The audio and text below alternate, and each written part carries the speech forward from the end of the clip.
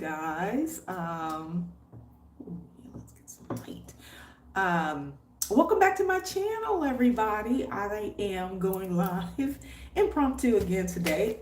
So kind of like this time, so I'm a little bit later than I think I normally plan. I try to get on. No, I think it's 7 a.m. you guys time. So yeah, no, this is about right. But today I wanted to jump on to talk about travel expenses, kind of get some highs and lows, travel expenses, and why I take break months. So a lot of times, like this just popped up today as something to talk about because the owner of the apartment I'm staying at, he came up to check on some things and he said, "So what are you doing today?" And I was like, "Oh, I'm just working and whatever." And he was like, "On a Saturday?" And I was like, "Yeah, because as an entrepreneur, there are no Monday, Tuesday, Wednesday, Thursday, Friday. You do what you do." But then also I was gonna say, "Well, I was out yesterday and the day before, and so I was like, let's talk about this because I think there's this misconception that when you travel, that you are always on the go, that you're always in the streets and that kind of thing. And for those who travel like I do, more of a long-term type travel, I would love for you guys to chime in on this and tell me, kind of how y'all move about. Are you constantly on the go? Are you, or do you take break months too? So that's what we're talking about today. And I'm going to kind of outline high level because I need to go back and do some backtracking. I keep a huge spreadsheet of every country I go to. And then I even break it down by city if I'm there for a long time and jot everything down. But I'm trying to migrate over to a different expense spreadsheet that does a kind of a macro grouping and all of that kind of stuff, or add some things to the current spreadsheet I have.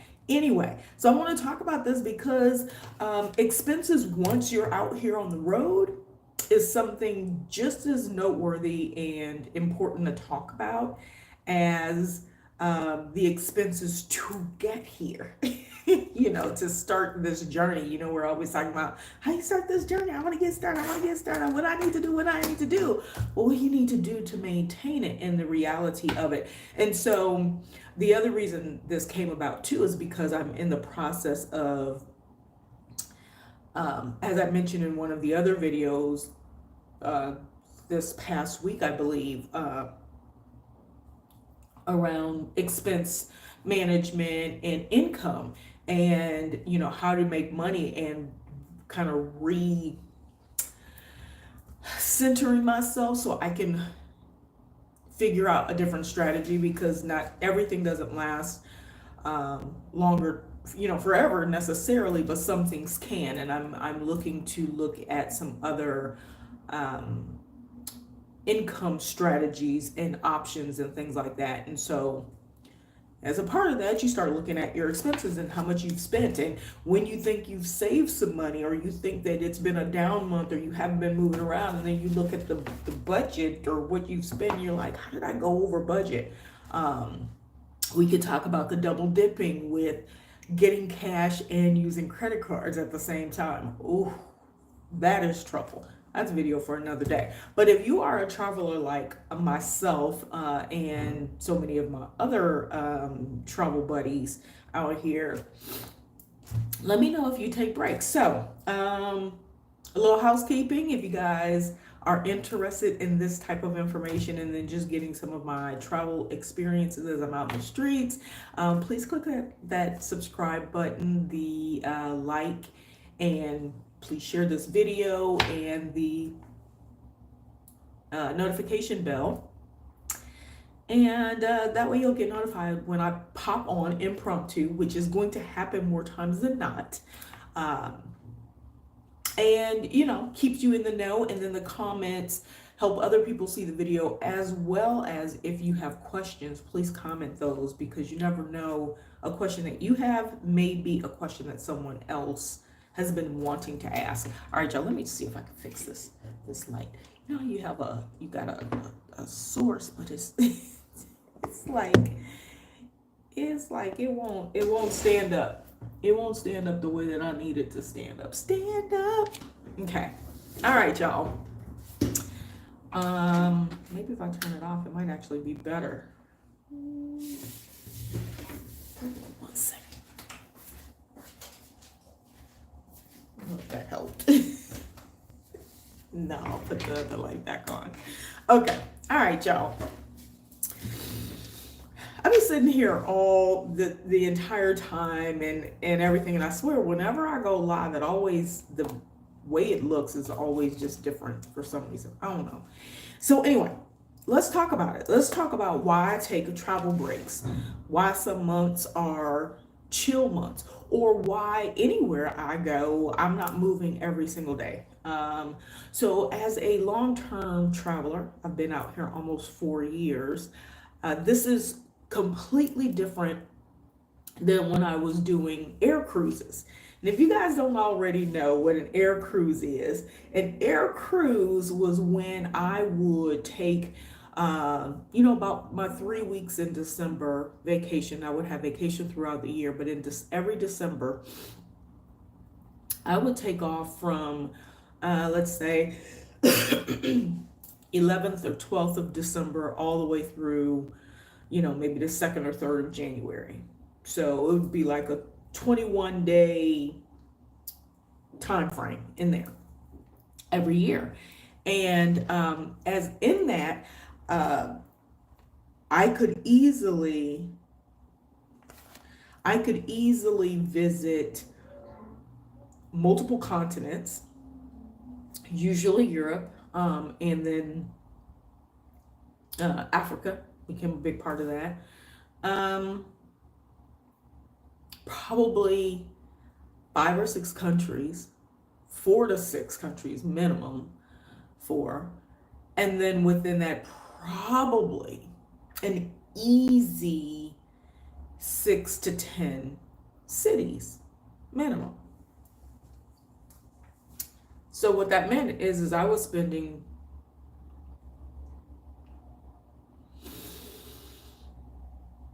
say minimum 3 nights in every city or country that I went to. Minimum 3 nights.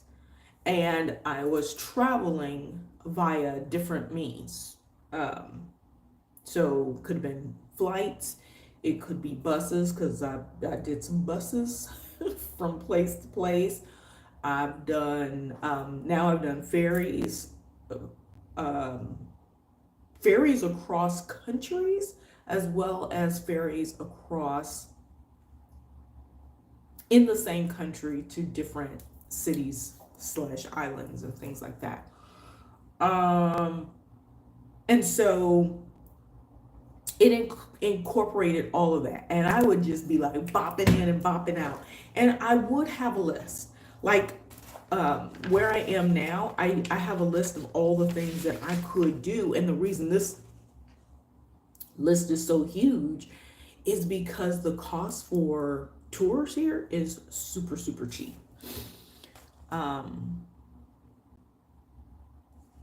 Oh yeah, the lighting is really disturbing me. I don't know why it didn't look like this before I set up. Like before I set up, it was so bright in here. I swear I felt like it was just so bright. And now it's like, maybe I was facing that way, I don't know. And now it just seems like it's just so dark. So anyway, I just want the replay to reflect what we see right now, because it always just looks so different. So there are, when I'm trying to figure out what I'm doing, say for a particular country or something I'm in, I normally am looking at how long I'm staying, so if it's a place that I'm only doing 30 days or something like that, which is what I just did in Cabo Verde, which is, one of the West African islands. what all can I fit in? But then it's based on cost, which is why we're going to kind of go down the schedule of what types of things are included, on a monthly basis. Do I account for, those little brackets of when you're spending money? Where does this, you know, what am I expecting to spend? Because a lot of times everybody's like, oh, get your flight and get your accommodations, you're good to go. Oh no, my expense sheet, my categories is the same as when I'm in the States, but with more, because now I have just travel type expenses that if, I was not a full-time traveler like this, I wouldn't have necessarily these expenses every single month. They would be, as part of my um, vacation time travel, if that makes sense. So I just want to make sure that I'm live in effect. Okay. All right. I see me on. Look, my hair's sticking out. Okay. So let's talk about again, how I determine when I get up and when I sit down. Excuse me. Let me add a few things to my quick list to remind myself. So if I'm staying somewhere 30 days or less, or just passing through, I determine, first of all, why I'm visiting. So I can give you a couple of examples of that. Like a border run is a pass through. Like a border run, I'm not staying for a month. And I did 4 border runs last year. I think 5 border runs last year. And each one of those border runs was less than 9 days. Only one was that long. And that's because I went to 2 cities in one country, which I had not been doing for the border runs prior to. So when I'm going somewhere that short, that becomes an air cruise kind of thing. So it's like, okay, what all do you want to fit in? But then if I'm in a place of, okay, I'm literally trying to sit down and scale back and save some money, and these border runs are the expense that I wasn't really accounting for, which is what happened in Vietnam. I wasn't really thinking about it from that perspective. I thought I would just jump on the bus and boom, it'd be a 1 day, like 8-hour thing and be done. But I have a video on why that didn't work out as planned. And so when I'm doing those types of things, I know that I'm popping into a place. Do I actually have things that I want to see? So I'm going to be honest with you guys. I can tell you that I don't, when you've been traveling for a while, and like I said, this long-term slowmatic journey has been the last 4 years, but I've been traveling since 2009, abroad specifically. Since 2009, I think was my first time. Well, 2007 was Mexico, but 2009 was Paris. Was it? Yeah, it was Paris. And then I went back to it, and then I went to Italy in 2014. Okay.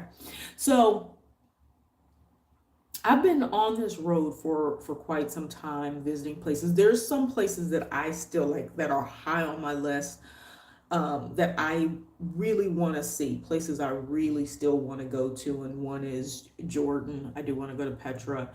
I do want to go to the Amazon.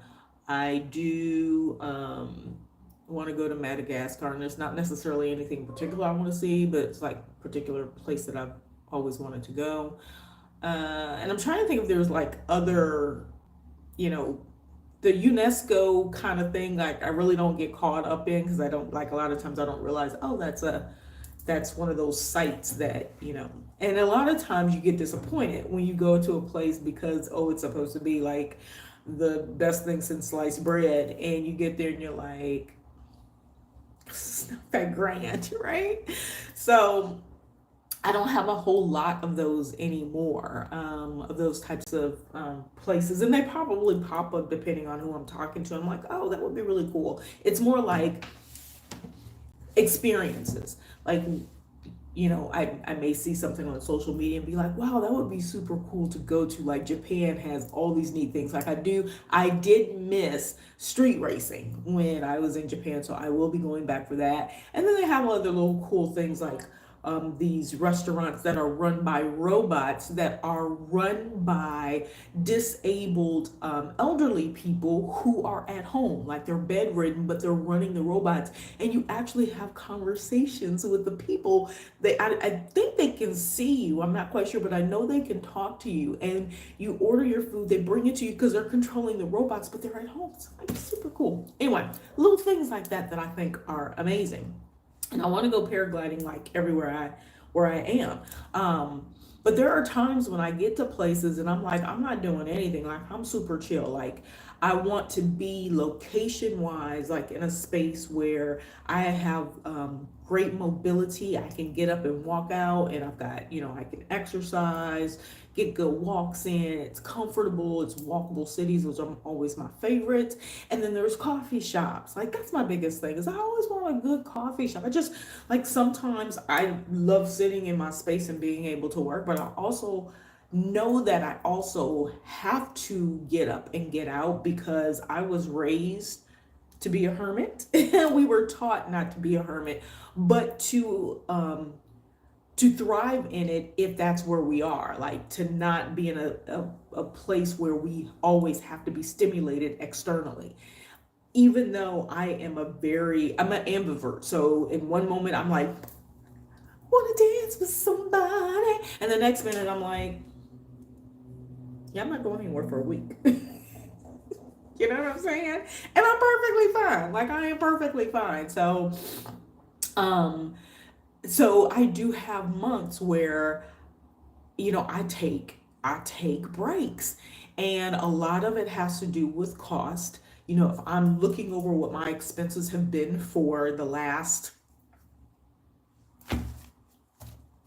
month, 6 months, a year, or whatever, and I'm like, oh my God, I have really been overly expending or whatever, or double dipping and things like that. And that's when I said to myself, oh, okay, so now we got to start working on different forms of side hustles, income strategies and things like that, since I'm out in this world and I'm not planning on going back. So let's dig into it. Let's now the why I need to take the financial breaks. It's because and this, I think this statement I'm going to make now is probably going to resonate with you guys. Like when you're at home, wherever you live, are you out every single day? Like even if you work outside of your home, and keep in mind, you guys, I worked from home for almost 15 years. Like before, working from home was like the cool thing to do. It was like when people were still like, oh, you're not productive if you work from home, and it's such a sham and all that BS, right? I loved it. And so I physically had not been going into an office for years. So it's been like 20 years, if I add on these 4 years of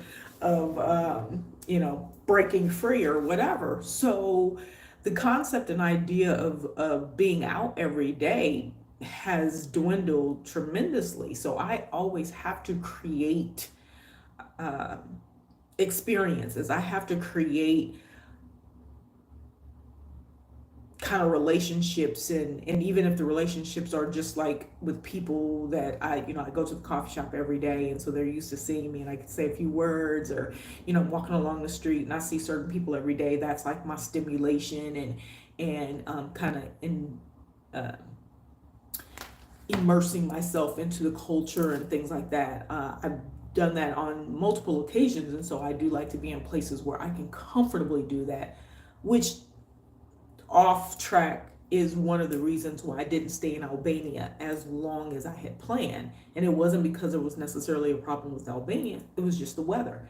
So it wasn't the temperature for me to really engage and embrace and all of that. I was like, it's too cold, I gotta go. So now let's talk about what those expenses are. Like, so, when you guys are looking and going, okay, after you figured out how much money you need to set aside, at least for that first month, like you might be a really strategic person and say, okay, all I need is a month. After that, I'm gonna figure it out. Like, cause some people work better under pressure. Some people are like, you know what? I'm gonna make or break, and I do better at make or break than I do with a cushion. I don't advise not having a cushion unless you've got somebody to fall back on, or you got people that you can get money from, or you have some sort of, albeit whether it's a consistent amount of money coming in all the time, but you at least got a small portion, a small amount of money coming in. You could kind of rely on that, and you could figure things out, because there's so many ways to supplement your income, that eventually may not cost money. And I'm going to give you one, and that's house sitting.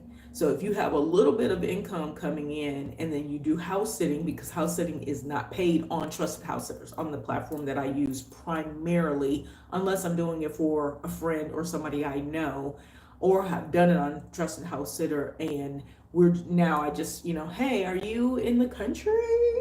Do you mind coming by? That kind of thing.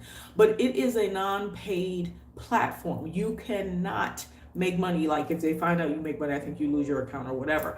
But the program is paid for. I didn't mean to talk about this, but this is one of those expenses, right? So the program you pay for, there's a low, middle, and high tier that you pay for.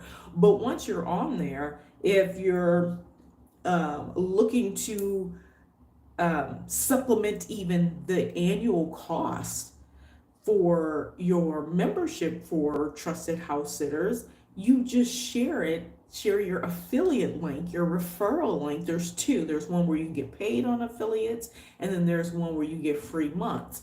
I have both of mine out there, but my referral for months has been out there longer. So most people use that link. And I think I just did a video. I don't even know if I posted it or not, but I am now paid for through March of 2026. So every time someone signs up using my link, I get 2 months free. So I signed up in 2020 or 2021. I haven't paid for it since the first year. So boom, now you've got that. Now, if I truly want to just have no accommodation costs, or at least half of my year at zero accommodation costs, I could just stay in an area that has just tons and tons of house sitting gigs. Doesn't mean you're going to get all of them, but you have more option at applying for more. Okay. So that little shindig thing right there, I'm just throwing that out, because one of the things I am going to talk about in expenses is accommodations.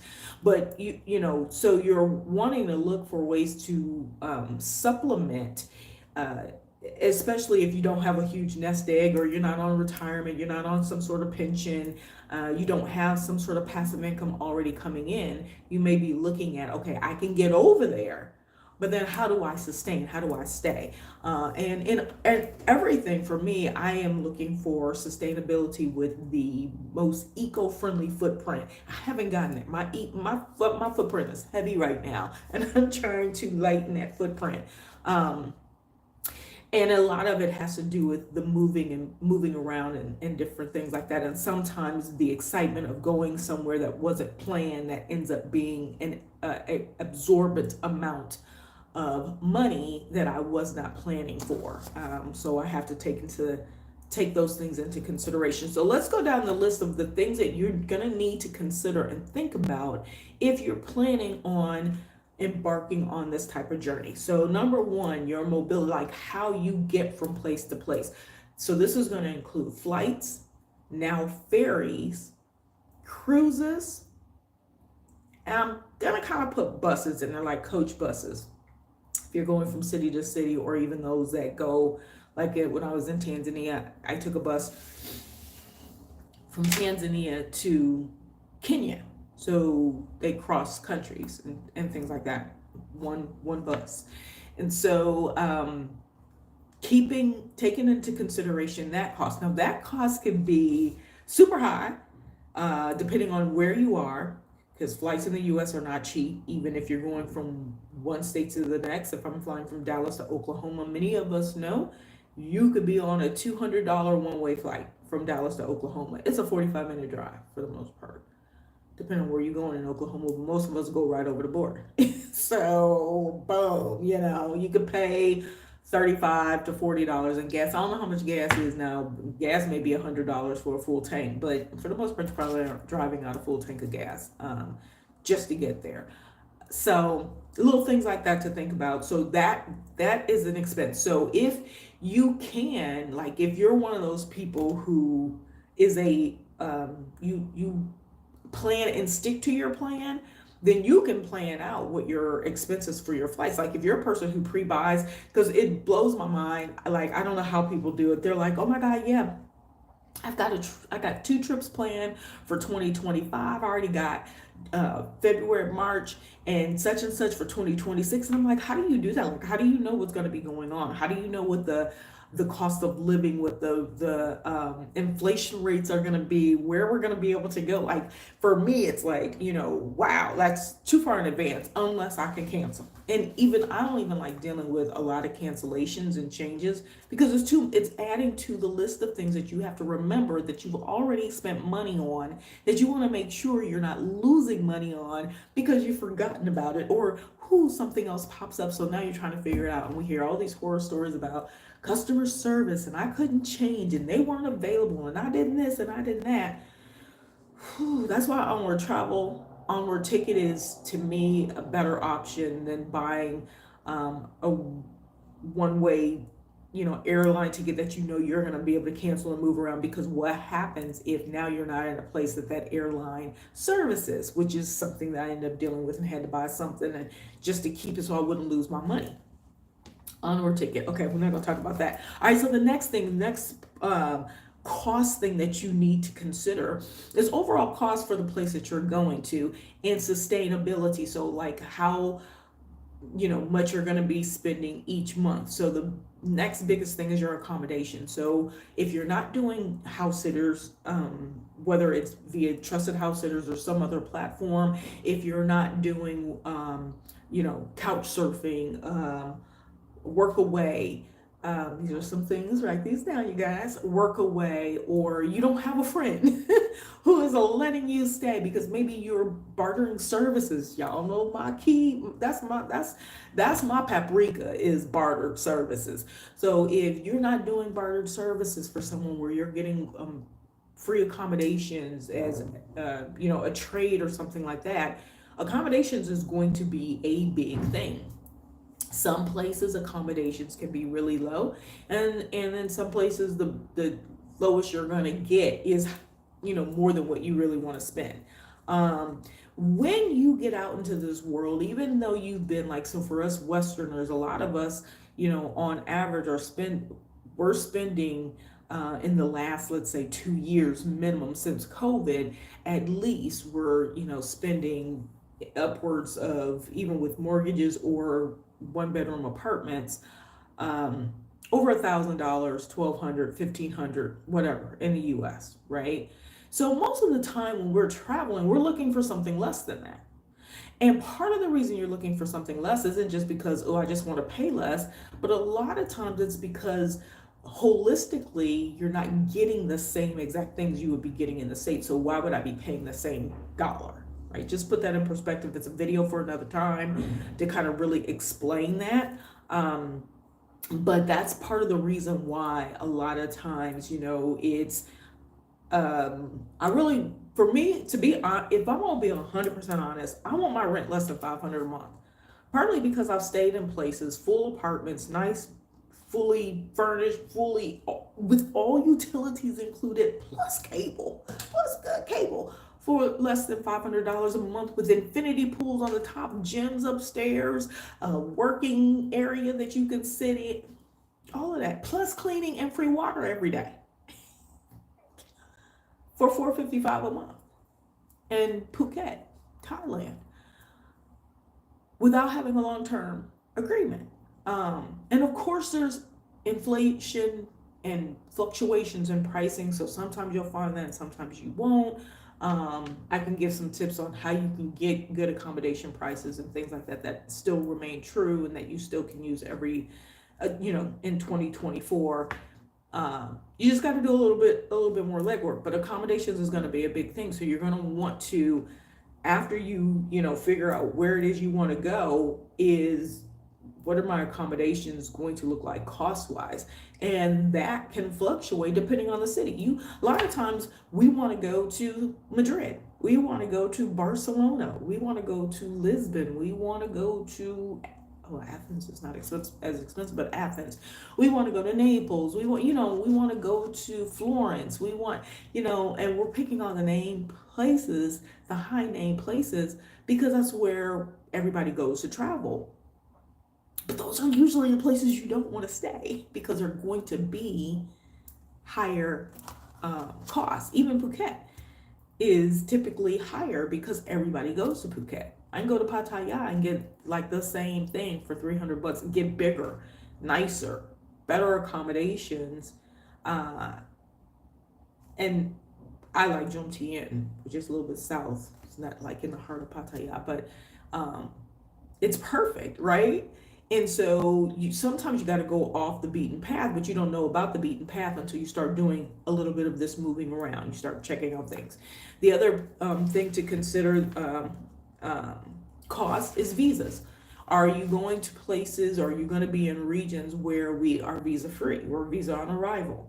Or if it's visa on arrival or it's visa free, how long can we stay? Can we do border runs? Can we do an extended long-term lease, which is going to get you a cheaper rate? For 6 months, we know we got to leave it in 90 days, but I don't have to worry about taking all my things. I've signed a 6-month lease. I'm going to border hop somewhere for 2 days, 2 to 5 days, whatever, a day, come back and boom, I come back through, I'm reset another 90 days. Or am I going to a place like where I am now where we get 90 days, but I can't come back for another 90 days, which isn't necessarily a problem because all the surrounding cities around here is easy to just, I can literally jump on a ferry and go to an hour ferry and be in Greece. And I've reset my time for Europe by staying here 90 days. And because I was already gone and it's a rolling clock, conversation for another day if you really want to understand about that 180 European Schengen visa type thing. So take it into consideration your visas, because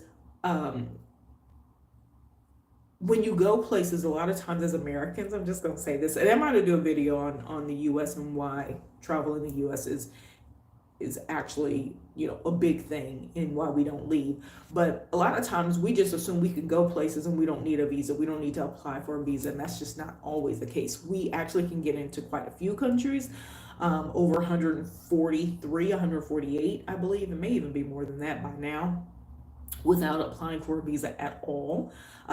Turkey has just been added to that list as of 2024, or end of December, maybe end of 2023, but definitely 2024, we don't have to apply for anything and we get 3 months.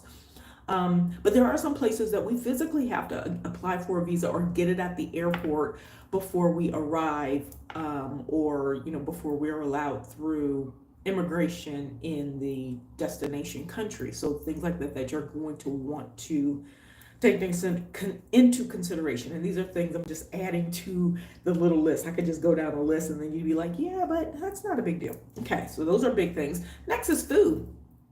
How much money are you willing to spend on food? Now, this plays a big part in accommodations, because a lot of times we'll pick accommodations and maybe we'll pick a hotel and it's $50 a night. $50 a night, if we thinking in the US, we like, man, I'll stay $50 a night. You can't even get the Best Western for less than $79, right? So $50 a night abroad, and they got a swimming pool, or whatever, you're like, oh, this is a lap of luxury. But what if you also get that there's a swimming pool, there's a gym, that means all your utilities are included because it's a hotel. You've got your TV, if they have TV, Wi-Fi is usually included, hopefully it's good.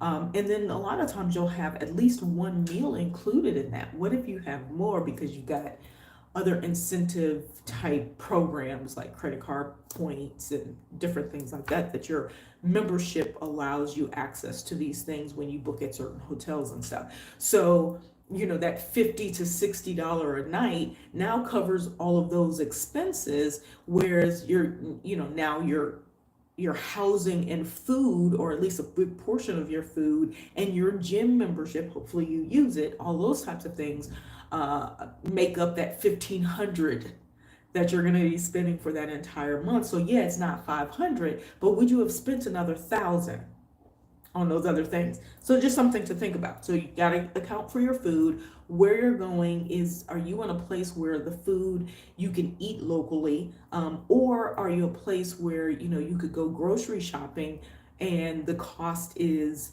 um, low, or reasonable? Or you go into a place where it's just like out the wazoo to buy things, because either everything is imported in, like if you're thinking of Iceland and stuff like that, like you gotta think about where are you going. Like, you're not going to get exotic fruit there and pay pennies for it.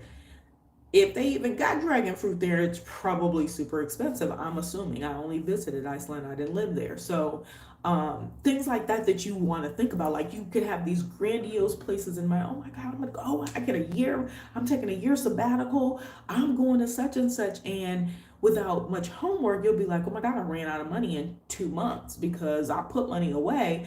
I put 10,000 away, but I didn't expect to spend 2,000 because I want to fly business class.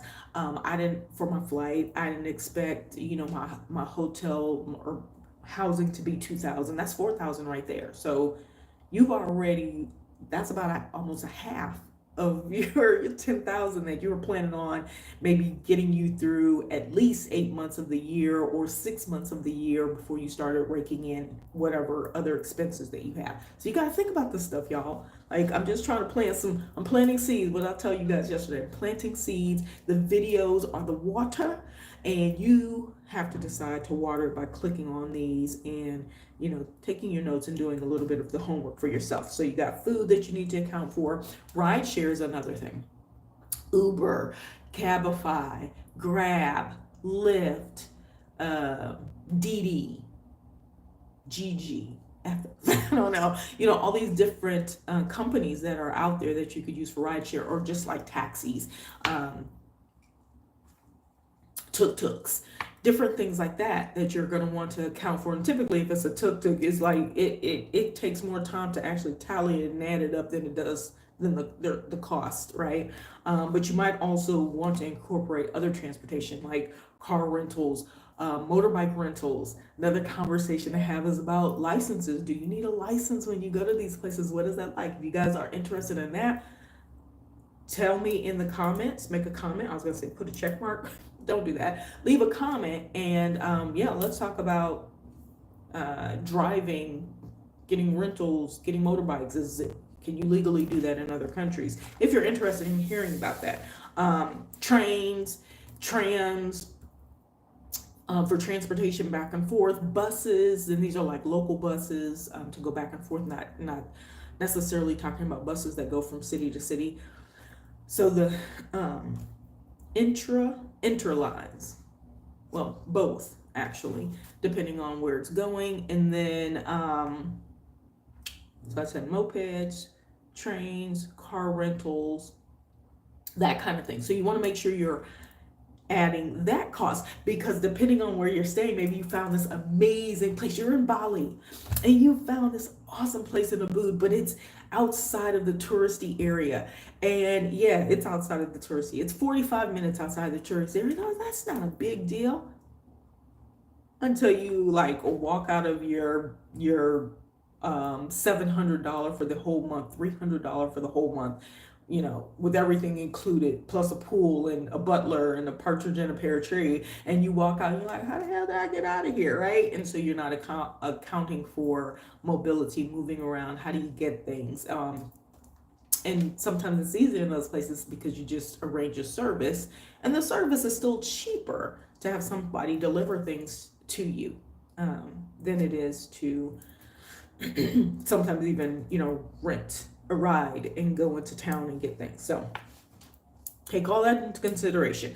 Then you've got, so for those of us who are content creators or working online and which most of us are if you are a digital nomad or you're working and traveling or doing whatever it is that you're doing, or you're wanting to talk to your kids, your grandkids, your parents, your friends. Streaming, so either streaming apps, whether it be like for communication or for content creating, are the ones that top of the mind for me. So vidIQ, StreamYard, blah, blah, blah, blah. There's so many on my phone, right? Like all of these different, hold on, let me see, because I'm gonna try to read off a few other ones that we should take in. Canva, CapCut if you're paying for Pro.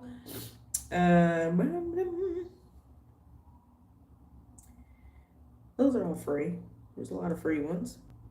But different things like that you wanting to consider or know that you're going to have to account for. You may have gaming apps. You may have Audible, like reading apps. So I've got Audible, and then when you're talking about streaming, you've got Disney, Prime, Netflix, Spotify, different podcast apps. All that stuff starts to add up, but those are expenses that you probably had in the States too, so they're going to carry over. But keep in mind that if you are on a limited budget or you're on a variable budget, which is what I am on, having those things, those become things that I could turn off. That I'm just like, okay, I'm not using that. I haven't touched this in months, so I cancel. I put them on hold. Like my StreamYard, I put it on hold because I wasn't using it all the time. I have other apps, content creating apps that they withdraw from my account every month, and I see it, and I'm like, yeah, like a book bolt. For making the journals, the different books and stuff that you can post or, use the different applications to sell on, be it Amazon, Etsy, even Pinterest you can sell on, and that's a free platform. I think they have pay options probably for the, I think there's pay options on Pinterest because I'm sure Pinterest is not passed by making money, but you have all of those to consider. So you're going to want to add like a line item for those types of things. And that includes subscriptions, so streaming apps, content creating apps, and any subscription. So subscriptions including, but not limited to, any pay for subscriptions like web development, websites, Google storage subscriptions, things like that we forget about. We're paying $10 a month for 4 terabytes of data, and you got it on 3 different, each one of your emails has it, and so you're paying for all of those. So keeping in mind all of that stuff starts to add up really, really quick, right?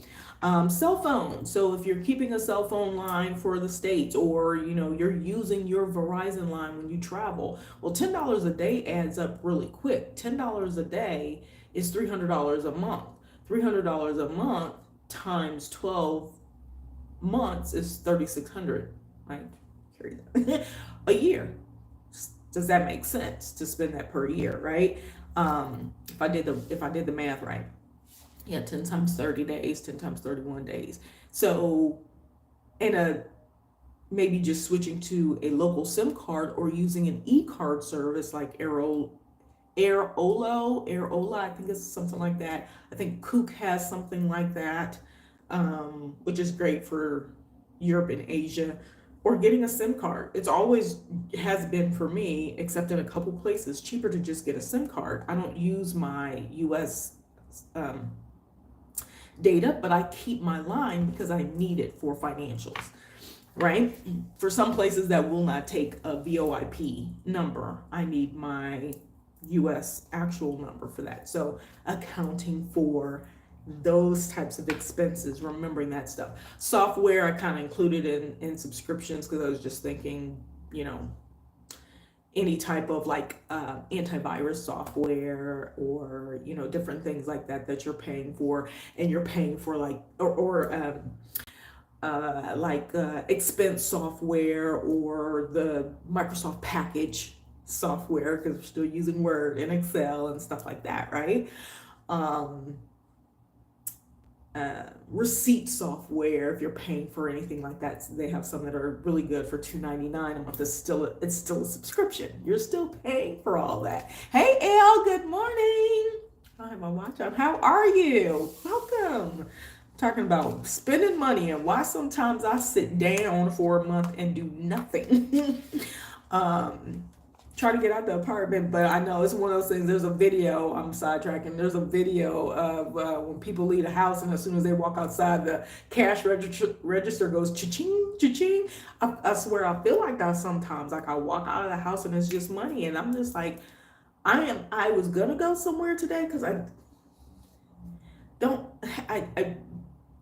out of food basically, but I got some extras when I was out yesterday. But then I also save money because I'm losing weight because I'm not eating as much. But I was out 2 days in a row till late, like midnight. I got home one night, 8 or 9. I got home last night, and I walked all the way, and I was gone all day long. And then today I was gonna go out, but tomorrow I know I'm gonna be out because I'm doing a tour with our co-working group and all that. And it's just like, whew, sometimes I don't want to walk out the house and cha-ching happens. I walked to the tram, cha-ching, but it's a cheap cha-ching, but it's still a cha-ching nonetheless. What else? Health insurance is another one. This is one that you're going to have both when you're in the States and when you're not. It's either attached to your job or you're paying the extra. So if you have travel insurance, and sometimes you have those gaps, and I have gaps where I don't do a travel insurance unless I'm doing something with the city, especially if that location has good walk-in health services. Like you walk in and you could pay with a credit card, pay cash, and it is 1/30 to 1/30 seconds, 1/16 of what the cost is in the States. So it's still cheaper to just, walk in and get other service. Sometimes you might have to wait, but it kind of just depends, right? So health insurance is on the list. We already talked about visas and annual costs, monthly or annual costs for visas. Clothing.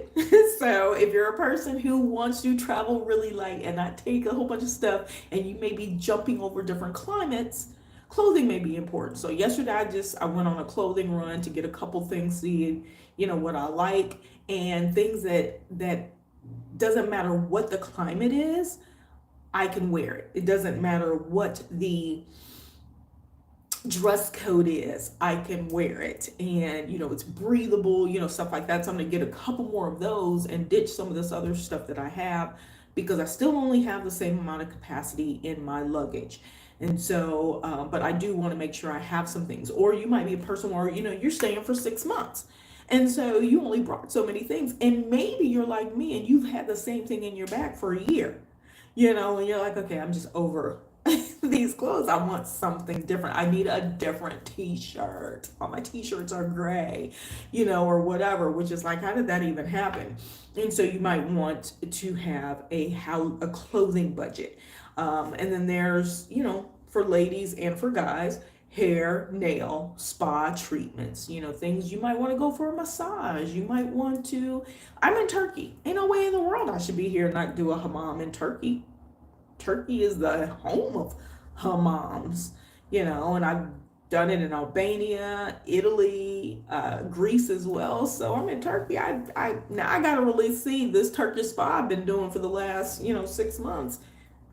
Let's see how Turkey does it. So you want to account for that. If you're having any hair treatments or anything like that, you want to account for that. Excursions. If you're planning on doing any tours and stuff, you want to account for that. That's like another line item. And a lot of times, like a good number of these are strictly related to being on the road, traveling. And then I'll add these two.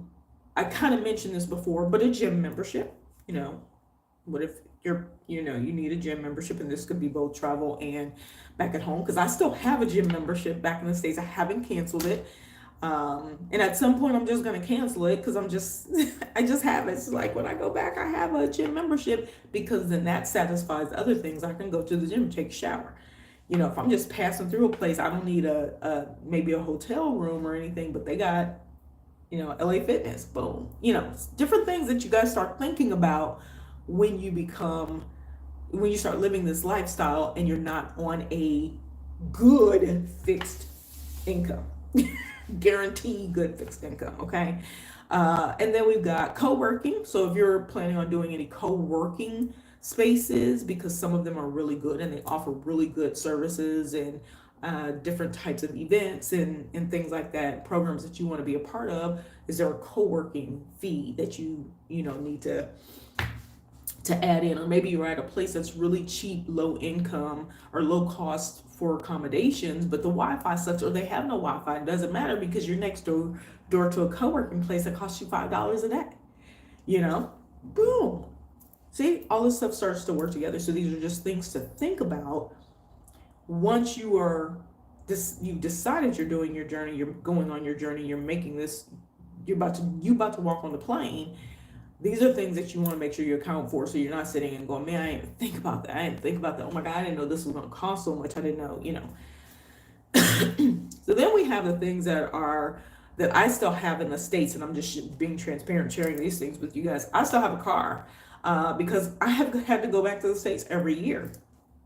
And to rent a car for a month, 2 months, one time I was there for 4 months to deal with business. Oh no. Public transportation where I live, there's no public transportation. So I just have not gotten rid of my car, which means right now I'm paying car insurance, which is just storage insurance. So it's the lowest amount. But even that doubled this year, or at the end of last year, it doubled. Car sitting in the same spot, not moving, not getting no miles, but it literally doubled. So looking at changing that or passing the car along. And then I also pay a storage fee because it's not sitting anywhere free, and that's probably going to change this year with some luck and grace of good friends. So I have that. I also have a storage. I have a small storage. I just moved down to a smaller storage unit because the cost for my storage unit last year literally doubled. It started at $70 by, I want to say, March or April of last year. It had gone up to like 150, 180, something like that. And it was going to do another increase into the 200s. And so I packed everything up and moved it to another storage unit, which is less than half the price, and just hoping that doesn't increase, because that means every year, I'm trying to figure out, I kind of go back and forth, all this stuff. Yes, I am doing fantastic. Everybody's insurance has increased substantially. Yeah, it hasn't. That's good to know, because maybe I'll just stay where I am until I get rid of the vehicle. Car's been paid off forever since when I bought it, and I love my car, but once I know I'm not coming back, and if I do come back, that's the other thing, is going back, and then if I were to drive and visit my kids and stuff like that, that's a 3.5 hour drive, and renting a car, and then getting to the next airport. Is it easier if I have a rental car because they're not going to drop it anyway? So different things like that I think about. So, but that's good. Yeah, I think I went on Progressive or something like that and kind of just did pricing, and obviously, like, when you switching companies, it's usually it comes off cheaper, but it really wasn't as cheap, or worth necessarily the headache of switching or whatever. So I haven't done it yet, but I am considering looking at some different options. But thank you for saying that. So we got life insurance policies. We already talked about health insurance policies.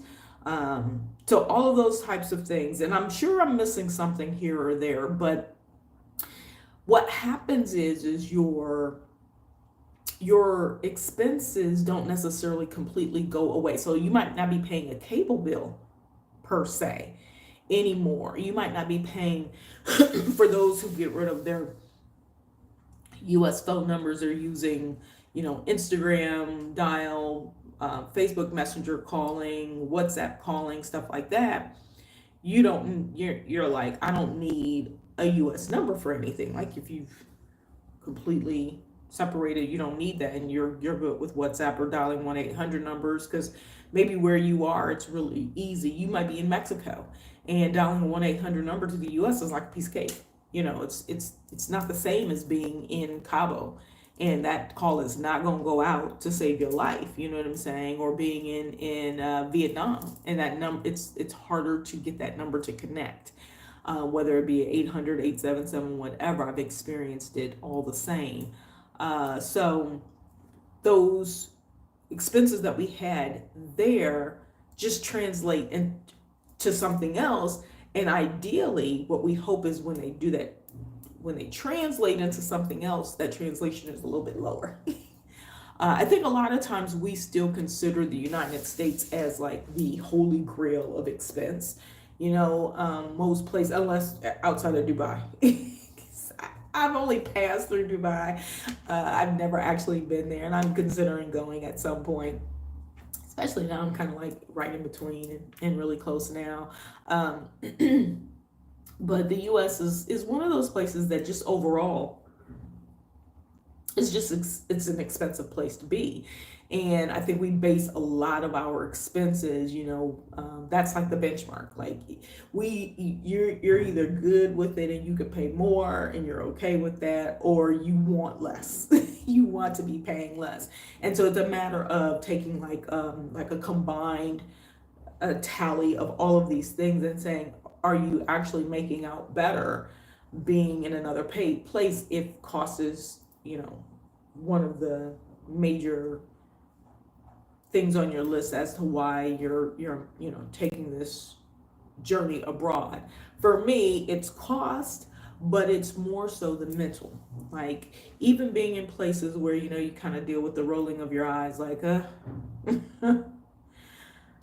sometimes you have to deal with certain things that just make you kind of roll your eyes a little bit. But all in all, even with those things, I'm way more at peace outside of the States, and this is just for me, than I am typically within. And there's just a level of energy that, I have choice to decide to deal with or not. And I've chosen not to. I remember a long time ago, and I talk about the story often, when I worked in Illinois, when I was living in Illinois, and one of my clients, we were on a call, and I was traveling, but not like this.